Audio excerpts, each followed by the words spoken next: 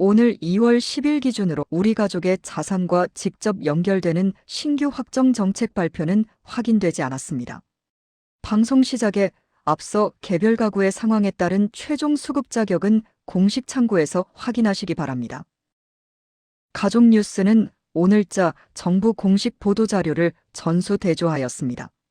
인위적으로 정책을 만들거나 과거의 내용을 오늘 것처럼 재포장하지 않는 것이 가족 뉴스의 무결성 원칙입니다.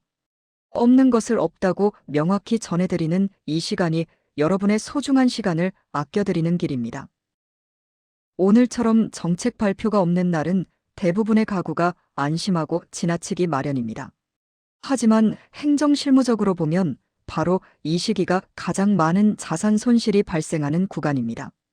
지금 새로 들어오는 돈은 없지만 이미 받을 수 있었던 권리가 행정 시스템의 공백기 속에서 조용히 사라질 수 있기 때문입니다. 이 손실은 단순한 비용이 아니라 우리 가족의 실제 식비와 병원비를 구성하는 생활 자산입니다. 정책이 멈춘 오늘이야말로 내 통장 기준으로 행정 사각지대를 하나하나 점검하시는 것이 안전합니다.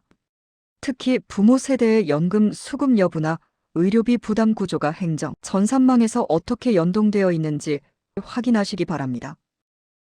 오늘 발표된 정부 자료들은 주로 기관 내부의 성과 평가와 안전 대응 지침에 집중되어 있습니다.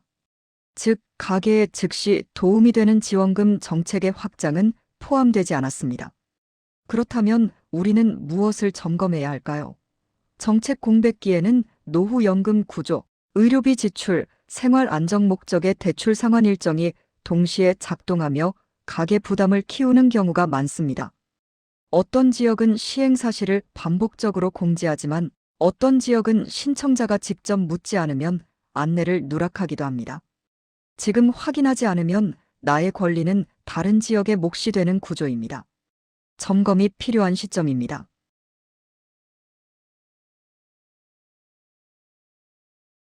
청년 가구와 1인 가구는 부모님과 주소지가 분리될 때 발생하는 가구 기준 착오를 확인하십시오. 행정 전산상 가구원 수 산정 오류로 인해 소급 대상에서 제외되는 사례가 빈번합니다. 중장년 가구는 과거 기준으로 신청했다가 부적격 판정을 받았던 제도가 현재의 완화된 기준에서도 여전히 보류 상태인지 점검해야 합니다.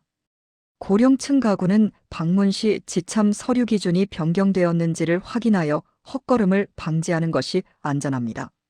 신분증 외에 추가 서류가 필요한데 이를 모르고 방문하여 발생하는 시간 손실 또한 자산의 손실로 이어집니다. 가족 단위의 실무 궁금증을 정리해드립니다. 첫째, 오늘 신규 정책이 없어도 기존 신청분의 지급은 중단되지 않습니다. 다만 지자체 예산 집행 시기에 따라 지급일이 변동될 수 있으므로 현재의 진행 상태를 조회하는 것이 중요합니다.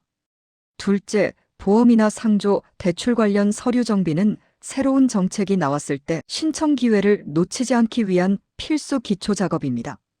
셋째, 오늘처럼 고유한 날이 담당자와 심도 있는 상담이 가능한 적기입니다.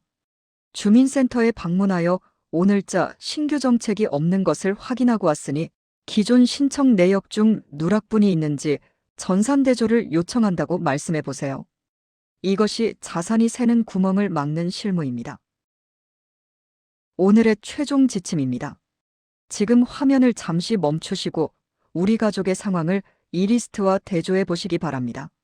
1. 2026년 2월 10일 기준 신규 확정 정책 없음 확인. 2. 가족 구성 변동에 따른 현재 수급 상태 제조해. 3. 기존 신청 민원의 보류 사유 대조. 이 확인 과정이 여러분의 헛걸음을 막고 가족의 자산을 확정 짓는 근거가 됩니다.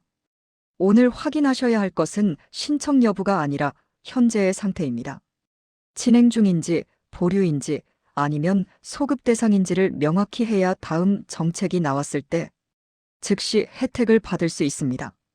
가족 뉴스는 정책을 단순히 소개하는 곳이 아니라 발표 내용을 내 통장 기준으로 점검하는 실무 매뉴얼 역할을 수행합니다. 오늘 새 정책은 없었지만 이 점검으로 여러분은 새어나가는 자산의 구멍을 막는 기준을 드렸습니다. 다시 한번 말씀드리지만 개별 가구의 상황에 따른 최종 수급 자격은 공식 창구에서 확인하시기 바랍니다. 다음 확정 발표가 나오는 즉시 가족 기준으로 정리해 드리겠습니다.